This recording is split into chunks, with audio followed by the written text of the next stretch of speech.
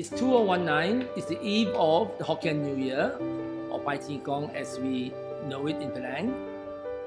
And this year, I want to pass on important information to all the younger ones and older ones who want to know more about the ritual and why we do it and the sort of things that go onto the offering table. Okay, so this is our annual ritual for Bai Ti Gong. We have to unbox all these things, as I said. So this is the Bitjian. It's a Teochew Bitjian. So I claim to use it because part of my family is Teochew. So it's basically all the Teochew things are lacquered, black lacquer and gold. The other amazing thing that I've accumulated for a very long time, I was very lucky to find it, is this stand for the sugar candy. I call it the sugar art, which is the ngosiu. The ngosiu is, the ngosiu is the pink offerings. So what does it signify? I don't know. I mean, my modern interpretation is that it signifies like the icing on the cake, I suppose. It's just a very high-level offering to the Jade Emperor. And these days, it's just wonderful to see this art being revived again. I remembered years ago when it was like dying off and people were putting really, really cheap and nasty looking ones. Now, you did tell me that the door was somewhere, right? Okay, so there you are. That's the door there, you see? The entrance to the pagoda. There's no point in offering a pagoda with no door, right? I'm always told that we use odd numbers because odd numbers is better than even numbers because odd numbers goes around and doesn't end. Even numbers is a finite thing. The number of types of fruit we use should be 5, 3, or 7, or 9. We use 5 because I suppose it's because of functionality and logic. We don't have such a big table.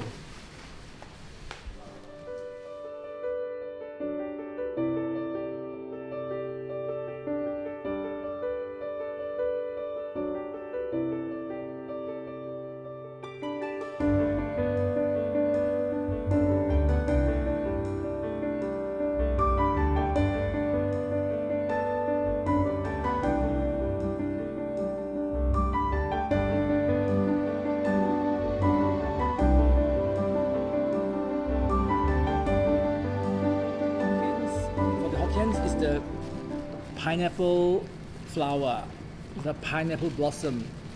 It only blossoms once a year and it doesn't become a fruit. So it's very beautiful, it's very special, and in the phonetics of the Hokkien, Ong Lai means prosper, to prosper. And then the other pride of place is the Tin Gui, which signifies the New Year. New Year is when you have the Tin Gui, which is the highest form of offering. It's made from glutinous flour and caramelized with sugar and steamed for almost a whole day to get to that brown consistency. Obviously, you have to have many layers, but I only do 2 because I believe in modesty. And the goji is this. It really is, for me, as I said, it's got to be relevant. This is just basically, I think, a decoration. It's probably the earliest form of tassel, don't you think? A tassel to decorate the sugar cane. Then you have these cakes.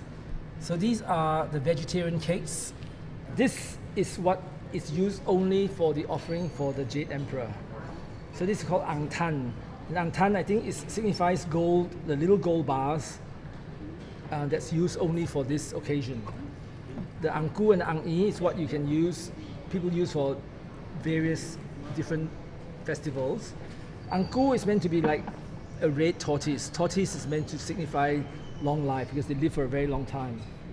This is the hot kueh. It's about prospering, and hot is like to ferment and to grow. It's like bread, a yeast growing. So this is very important.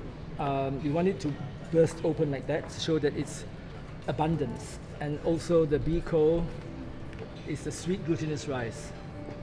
Again, this is the Chuan Pua. We have it for Chinese New Year, and this signifies the Hokkien New Year. The most important offering on the whole table, I suppose, is the roast pig. And the miku. The miku is the flower buns, right? So it's a pink flower buns. It's like, I suppose, the cupcakes of today. But the miku cannot be, I was told, cannot be offered on its own. So the miku is like basically to go with the roast pig and the bijian. So the three things are like they go hand in hand. It is very touching that a lot of my staff are learning through my celebration of these rituals and festivals. For the first time, they know actually and understand what it's all about and how it's done in the past.